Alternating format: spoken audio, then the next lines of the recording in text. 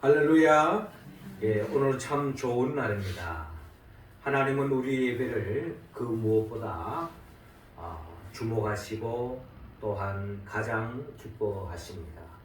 우리가 드리는 이 예배를 통하여 하나님께는 영광이요, 우리 모두에게는 하나님의 은혜와 은총을 이 시간 우리 모두가 듬뿍 받아서 한 주간도 일상 속에서 하나님의 나라를 맛보고 또 영생으로 이어지는 우리의 삶의 여정이 되기를 주의 이름으로 축원합니다.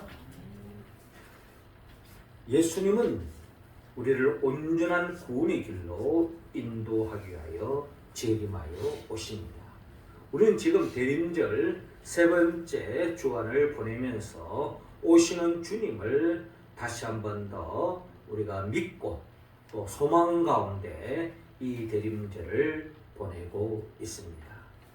그런데 주님이 이 땅에 오셨을 때 많은 사람들이 주님을 기다렸습니다. 구약 성경에 보면 일찍이 에덴 동산에서 쫓겨난 이후로 모든 인류가 이 장차 오실 그리스도 메시아를 갈망하고 있었다는 겁니다. 그런데 그 많은 사람들이 그 메시아를 기다렸지만 유독 그 오시는 주님을 기다릴 뿐만 아니라 그 오시는 주님의 길을 준비하는 사람이 있었는데 그 사람이 바로 세례 요한이었다라고 우리는 성경을 통하여 헤아릴 수가 있습니다. 주님은 우리 모두가 이 대림절을 통하여 단순히 우리가 오시는 주님을 기다림의 자리에만 머물러 있지 말고 주님이 오시면 주님과 함께 하나님의 나라를 열어가는 그런 일꾼으로 우리 모두가 쓰임받기를 원합니다. 세례 요한은 오시는 주님이 오기에 조금도 불편함이 없도록 또 오시는 주님이 오셔서 이 땅을 구원하는 데에 조금이라도 도움이 되기 위해서 광야에 외치는 자의 소리로서 주님의 오시는 길을 준비했던 게 바로 세례 요한이었다라는 것입니다. 주님은 이 시간 다시 한 번 더 이 세례 요한을 바라보면서 우리도 막연히 주님을 기다림의 자리에서만 있는 것이 아니라 오늘 우리 삶의 자리에서 주님이 언제 어느 순간에 오시더라도 오시는 그 길을 예비하고 준비하고 주님의 역사가 펼쳐지게 조금도 부족함이 없도록 조금이나마 도움이 되는 주님의 일꾼이 다 되기를 하나님은 원하고 있습니다. 우리가 어떻게 세례 요한처럼 진정 주님이 원하는 그런 일꾼으로서 우리가 세움받을 수 있을까요? 먼저 주님은 오늘 본문 6절을 통하여 먼저 소명을 품으라 라고 말씀하고 있습니다. 자, 6절 말씀 우리 같이 한번 읽어볼까요? 시작. 하나님께로부터 보내심을 받은 사람이 있으니 그의 이름은 요한이라. 아멘. 자, 오늘 본문 요한복음 1장 6절부터 시작되고 있는데요. 본문을 바라보니 하나님께로부터 보내심을 받은 사람이 있으니 그의 이름은 요한이라 라고 말씀합니다. 주님이 이 세상에 많은 사람들 중에 여자가 낳은 자 중에 최고로 꼽았던 사람이 있는데 그 사람이 바로 세례 요한이라 라고 주님께서 친히 말씀하지 않았습니까? 이와 같은 세례 요한 우리 모두가 본받기를 주님은 원하고 있습니다. 자, 이 세례 요한은 오늘 본문 요한복음 1장 6절에 의하면 하나님께로부터 보내심을 받았다라고 오늘 본문에 기록되어 있습니다. 자, 하나님으로부터 보냄을 받았다고 하는 것은 거기에는 전제가 있습니다. 먼저 하나님의 부르심이 있었다는 겁니다. 하나님의 부르심에 세례 요한은 응답했다는 거예요. 하나님의 부르심, 그 부르심에 응답하는 것이 바로 소명의식입니다. 우리 모두가 소명을 품어야 합니다. 그 소명은 바로 뭐냐? 하나님이 나를 부르셨다. 무엇으로? 하나님의 일꾼으로. 그 전에 하나님의 자녀로 우리를 부르셨다. 이게 바로 우리의 고백이 되어질 때에 이런 사람이 바로 소명을 품은 사람입니다. 소명의식을 갖는다는 것은 나의 존재가 내가 스스로 태어난 것이 아닙니다. 또 내가 어떤 우연에 의해서 이 세상에 존재하는 것이 아닙니다. 저와 여러분들은 전적으로 하나님께서 만세전부터 특정하여서 계획 속에서 우리를 존재케 했고 우리를 이 땅에서 살게 하는 것도 전적인 하나님의 은혜요 은총이요 하나님의 계획과 섭리 속에 우리를 부르셨다는 것입니다. 여기에 대해서 우리가 아멘 할 때에 우리는 소명을 품은 것입니다. 즉 나의 존재는 하나님께서 나를 세우셨다. 내가 하나님의 자녀가 된 것, 하나님의 백성이 된 것, 내가 하나님의 일꾼으로 부름을 받게 된 것, 이 모든 것이 다 하나님의 전적인 은혜요 은총이다. 그래서 사도 바울은 로마서 1장 1절을 통하여 예수 그리스도의 종 바울은 사도로 부르심을 받아 하나님의 복음을 위하여 택정함을 입었으니 라고 고백하고 있지 않습니까? 그러니까 자기가 사도로 부름을 받았다고 하는 것은 전적인 하나님의 은혜였다. 하나님의 절대적인 주권 속에서 자기가 사도로 부름을 받았다.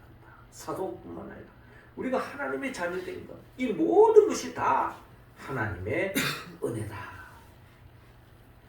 이사야 43장 1절 보니까 야곱아 너를 창조하신 여호와께서 지금 말씀하시느니라. 이스라엘아 너를 지으신 이가 말씀하시느니라. 너는 두려워하지 말라. 내가 너를 구속하였고 내가 너를 지명하여 불렀나니 너는 내 것이라 라고 말씀합니다. 그렇습니다. 이는 결국 하나님께서 이사야 선지자를 통하여 이스라엘 백성에게만 한 것이 아니라 하나님의 백성된 하나님의 자녀된 우리에게 하신 말씀입니다. 너는 내 것이라고 말씀합니다. 우리가 하나님의 소유가 됐다는 거예요. 우리가 하나님의 소유가 되었다고 하는 말씀은 결국 우리의 주인은 하나님인 거죠. 하나님이 우리의 주인이 됐다는 것은 하나님이 우리를 책임지신다는 거예요. 하나님을 죄의 구름통에서 우리를 건져주셨죠. 우리를 영원한 천국으로 인도해 주시죠. 영원한 생명을 주셨습니다. 그 삶의 과정 속에서 여러 가지 역경도 있고 어려움도 있고 환난도 있고 시험도 있고 넘어질 때도 있지만 하나님께서 우리를 붙잡아 주시고 이끌어 주시고 마치 시편 23편의 표현처럼 여호와는 나의 목자시니 내게 부족함이 없으리다. 그가 나를 푸른 초장으로 쉴 만한 물가로 인도하시는도다. 할렐루야. 주님은 우리의 주인이시기 때문에 우리의 목자이기 때문에 우리를 소유로 삼으셨기 때문에 우리의 인생을 책임져 주실 뿐만 아니라 우리의 영원한 생명까지도 책임져 주신다. 아니 영원토록 우리를 지켜 보호해 주신다. 믿습니까? 이 소명의식을 가진 사람은 이런 믿음 속에서 이런 확신 속에서 살아가는 것입니다.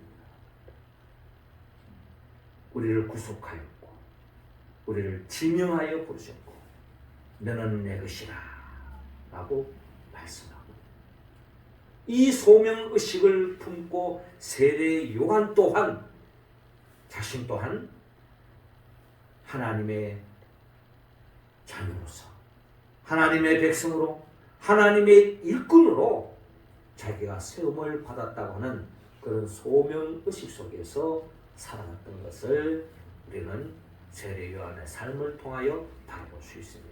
우리 모두도 세례 요한과 같이 그런 소명의식을 가지고 소명을 품고 하나님이 나를 자녀로 일꾼으로 삼으셨다 하는 이 고백 속에서 감사하고 그 은혜에 조금이라도 보답하며 살아가는 우리 모습이 되어질 때에 진정 우리는 주님이 원하시는 일꾼으로서의 삶을 살아가는 우리 모두가 될 줄로 믿습니다.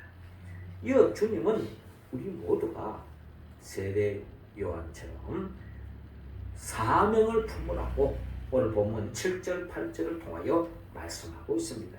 자, 7절 8절 우리 같이 한번 읽겠습니다. 시작. 그가 증언하러 왔으니 그 빛에 대하여 증언하고 모든 사람이 자기로 말미암아 믿게 하려 함이라. 그는 이 빛이 아니요 이 빛에 대하여 증언하러 온 자라. 아멘.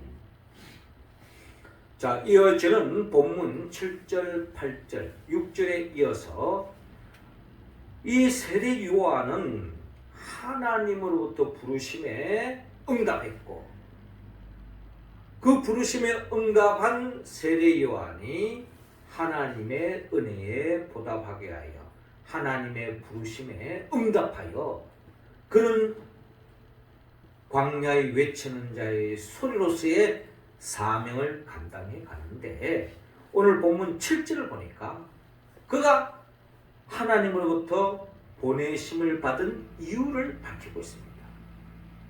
그가 품었던 사명은 오늘 본문 7절 8절에 먼저 잘 나타나고 있는데 그가 증언하러 왔으니 그 빛에 대하여 증언하고 모든 사람이 자기로 말미암아 믿게 하려 함이라. 그는 이 빛이 아니요 이 빛에 대하여 증언하러 온 자라 라고 세례 요한은 대해서 말씀합니다. 그러니까 세례 요한은요 사명을 가지고 있었어요. 사명감에 불타 있었습니다. 하나님이 주시는 사명, 하나님께서 자신에게 맡긴 일이 있다는 거예요. 그 일이 뭔가 하니 7절에 증언하러 왔다는 거예요. 무엇을 증언하러? 곧 빛에 대하여 증언하러 왔다는 거예요. 모든 사람이 자기로 말미암아 믿게 하려 하십니다. 그 빛 대신 주님을 믿게 하는 것, 이게 바로 세례 요한의 사명이라는 거예요. 그는 이 빛이 아니요 이 빛에 대하여 증언하러 온 자라. 자신이 빛이 아니라는 거예요. 자신이 영광 받기 위해서 사는 존재가 아니라는 거예요. 빛 대신 주님을 증언하고 주님을 전파하기 위해서 그가 주님으로부터 보내심을 받았다 라고 오늘 본문에 기록되어 있습니다.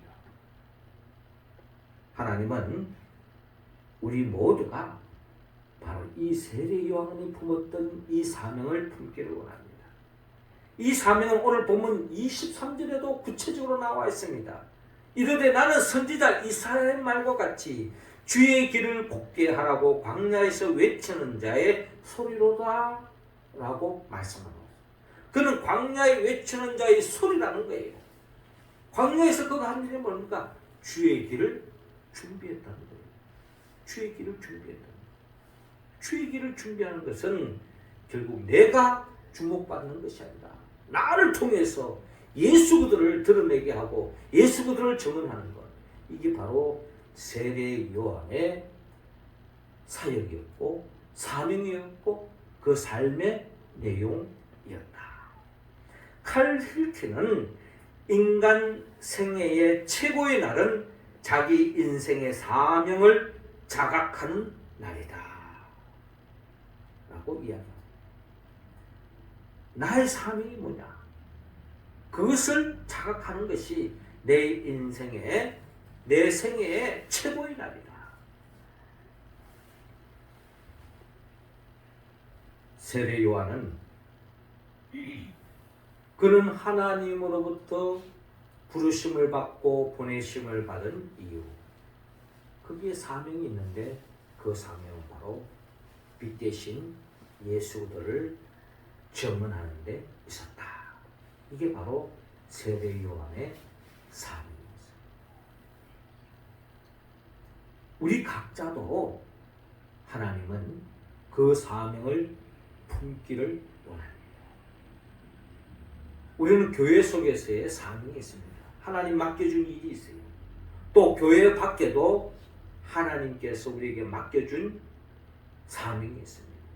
직업을 통해서, 각기 다양한 어떤 신분을 통해서, 직분을 통해서 우리는 그 사명을 감당하고 있는데, 특별히 하나님으로부터 부름을 받은 소명을 가진 사람이 공통적인 사명이 있는데, 그 사명은 바로 결국 빛 대신 예수 그리스도를 드러내기 위해서, 우리가 이 세상에서 잘 살아야 될 이유, 이 세상 속에서 정말 멋있게 살아야 할 이유, 결국 주님을 증거하기 위해서.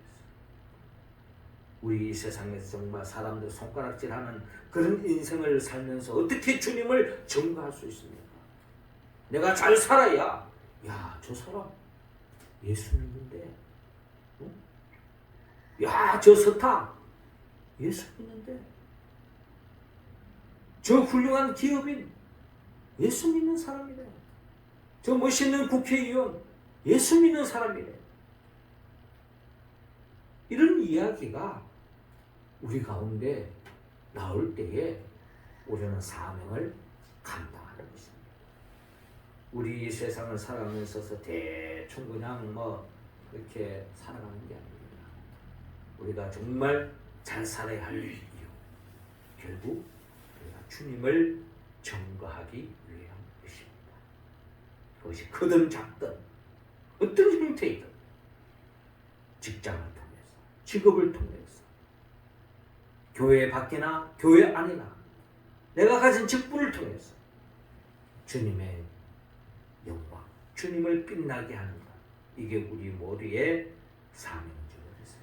사도 바울은 사도행전 20장 24절에 내가 달려갈 길과 주 예수께 받은 사명 곧 하나님의 은혜의 복음을 증언하는 일을 마치려 하면은 나의 생명조차 조금도 귀한 것으로 여기지 아니하노라 하고 말씀합니다. 복음을 증거하기 위해서, 예수를 증거하기 위해서 나의 생명조차 조금도 귀한 것으로 여기지 아니하니라. 자기 생명조차 귀하게 여기지 않는 사람은 자기의 호주머니에 있는 돈도 아끼지 않습니다. 자기의 시간, 자기의 재능, 자기가 가지고 있는 그 모든 것을 주님의 영광을 위해서 썼다. 이게 바로 사명 가진 사람, 진정한 사명을 품은 사람의 특징인 거죠. 디모데후서 2장 3절 4절에 너는 그리스도 예수의 좋은 병사로 나와 함께 고난을 받으라. 병사로 복무하는 자는 자기 생활에 얽매이는 자가 하나도 없나니 이는 병사로 모집한 자를 기쁘게 하려 함이라. 사명 가진 사람의 특징이 있다면 그 사람은 자신을 위해서 사는 게 아닙니다. 나를 구원시켜 주신, 나에게 영생을 주신, 진정한 참된 하나님 나라의 복을 주신 그 주님의 뜻을 헤아리고 그 주님의 영광을 위하여 살아가는 것이 바로 진정한 사명 가진 사람의 특징이라는 것입니다. 주님도 요한복음 6장 38절을 통하여 내가 하늘에서 내려온 것은 내 뜻을 행하려 함이 아니요 나를 보내신 이의 뜻을 행하려 함이니라 라고 증거하고 있습니다. 그래서 예수님의 삶을 들여다보면 예수님은 매 순간순간 예수님의 기도 제목은 뭐 주세요, 뭐 주세요 이런 게 아니었어요. 주님의 기도의 핵심은 내 아버지의 만을 할 만하시거든 이 잔을 내게서 지나가게 하옵소서 하는 인간적인 뜻도 있었지만 주님은 그 모든 것을 내려놓고 그러나 나의 원대로 마옵시고 아버지의 원대로 하옵소서. 하나님 아버지의 원대로. 진정한 소명을 품고 사명을 품은 사람은 매 순간순간 하나님 아버지의 뜻을 헤아리고 그 뜻을 이루어가는 겁니다. 하나님의 뜻을 이루는 방법은 이 세상적으로 뭔가 또 잘나가고 뭔가 삐까뻔쩍 해야만이 하나님의 뜻을 이루는 게 아닙니다. 때로는 내가 아픔 속에서도 가난 속에서도 역경 속에서도 주님의 영광을 드러낼 수 있는 것입니다.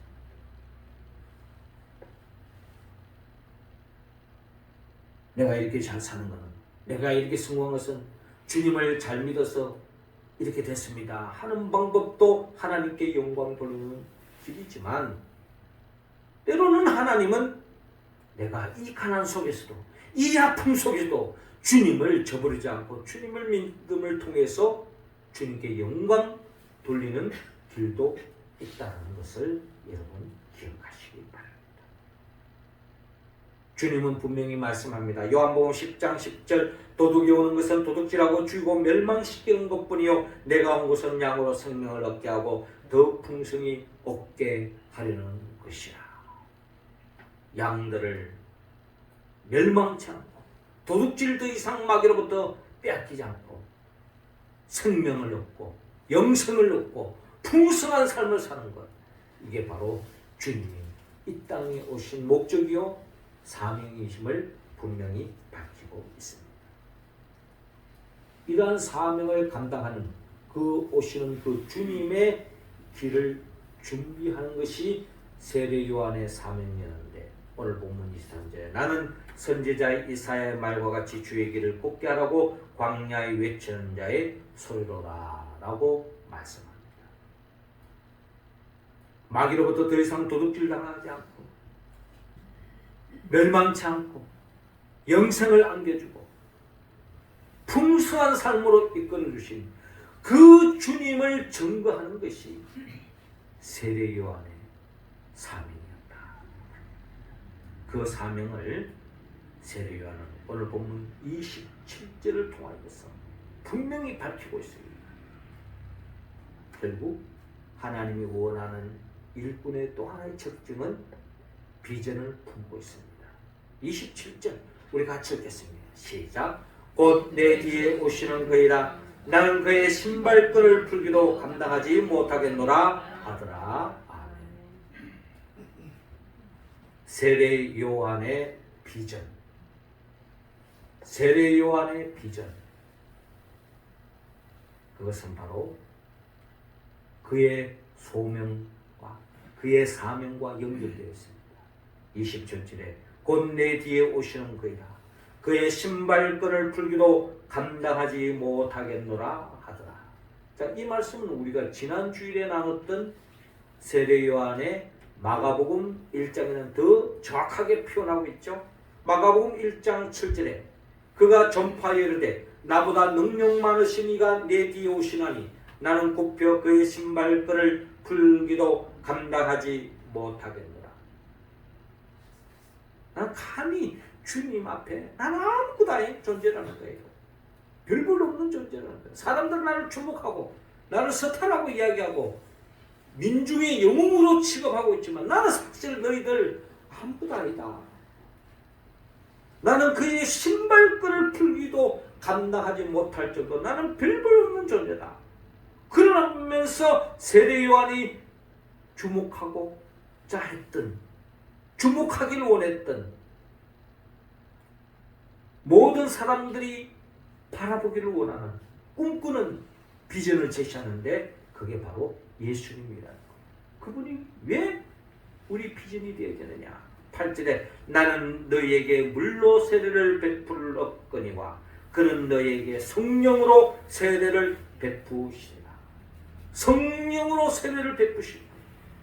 성령 세례를 받은 자만이, 성령을 우리에게 안겨주는 자만이 진정한 우리의 삶의 모든 시험에서부터 이길 수 있고 진정한 승리의 삶, 진정 참 행복된 삶을 살 수 있는 유일한 길은 바로 이 성령 세례를 주시는 분이 가능하다.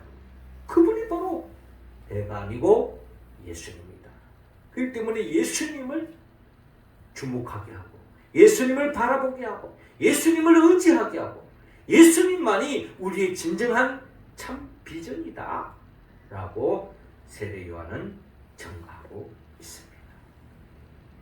이어지는 요한복음 오늘 본문을 28절 뛰어넘어 29절에 이튿날 요한이 예수께서 자기에게 나오심을 보고 이르되 보라 세상 죄를 지고 가는 하나님의 어린 양이로다 라고 그는 증거하고 있습니다.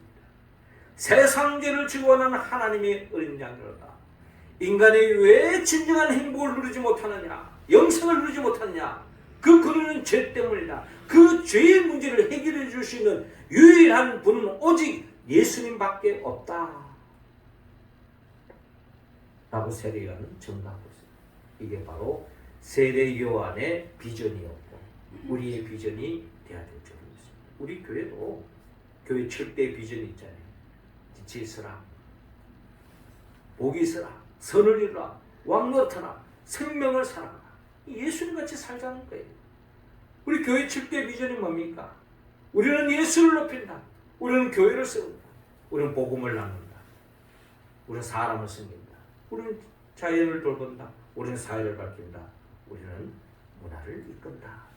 이게 바로 결국 교회를 세우기 위함인데, 이 교회는 주님의 몸된 교회예요. 이 교회가 우리의 비전이 되어야 될 줄로 믿습니다.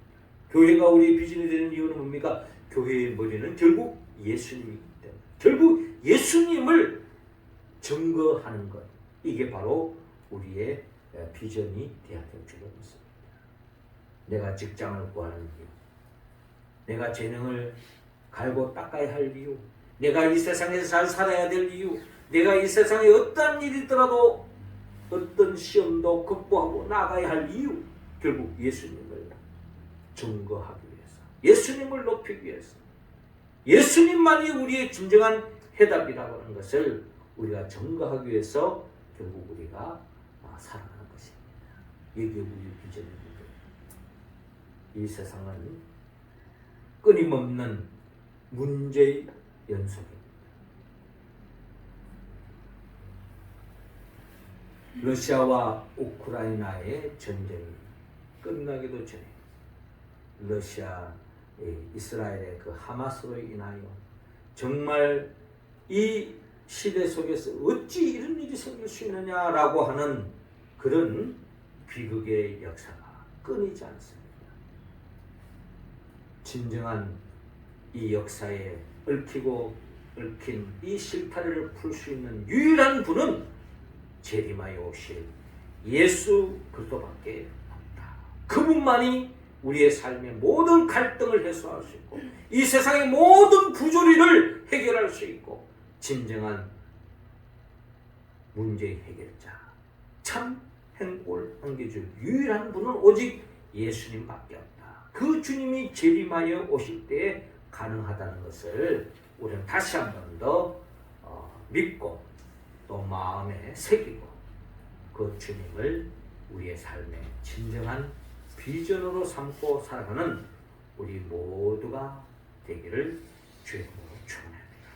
사랑하는 성도 여러분, 이 대림절을 통하여 다시 한 번 더 우리 마음속에 세례 요한 같은 소명을 품고 사명을 품고 비전을 품고 살아가길 원합니다.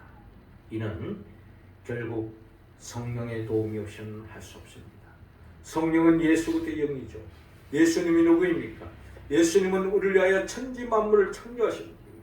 죄로 말미암아 그 복을 누리지 못하는 이 말씀으로 창조된 이 세상 속에 다시 한번 하나님께서 그 복을 되찾을 수 있도록 인간의 몸으로 오셔서 우리의 죄를 대신 짊어지고 십자가에 못 박혀 죽으시고 성천하시고 부활하시고 성천하시고 그리고 지금도 하나님 보좌 앞에서 우리에게 성령을 보내주십니다. 그 성령의 도심으로 말씀 붙잡고 주님의 몸된 교회를 중심으로 천국을 침노하고 믿음의 길을 걸어가는 우리 모두를 진정한 새하늘과 새 땅으로 영원한 하나님의 나라로 인도하기 위하여 장차 재림하여 오실 예수 그리스도 그분의 영포에서 성령의 도움을 받았어요. 세례와 같이 하나님이 나를 구원하셨다고 하는 그 소명을 품고 하나님이 우리를 이 땅에 보내신 것은 분명한 하나님의 뜻이 있다는 것을 기억하고 예수 그리스도를 증거하는 것이, 예수 그리스도를 붙잡는 것이, 예수 그들을 바라보는 것이 우리 비전이 되어서 예수 안에서 하나님의 나라를 침노하고 영원히 영생복락하는 우리 모두가 되기를 주의 이름으로 축원합니다. 기도드리겠습니다. 하나님 아버지, 이 시간 우리 한 사람 한 사람에게 성령의 기름을 부어주시고 성령 충만함으로 말미암아 다시 한 번 더 우리가 하나님의 은혜로 구원받은 백성이 되었고 일꾼으로 세움받았다는 것을 고백하고 주님이 우리를 보내신 그 뜻을 헤아려 그 사명을 감당할 뿐만 아니라 이 세상 속에서 우리의 참 비전, 유일한 비전은 오직 예수밖에 없다라는 것을 다시 한 번 더 고백하며 이 대림절 기간을 통하여 다시 한 번 더 이 믿음에 굳게 서서 주님이 언제 어느 순간에 오더라도 주님을 맞이하고 주님과 함께 새하늘과 새 땅의 역사를 펼쳐가는 우리 모두가 될 수 있도록 인도하여 주옵소서. 예수님의 이름으로 기도하옵나이다. 아멘.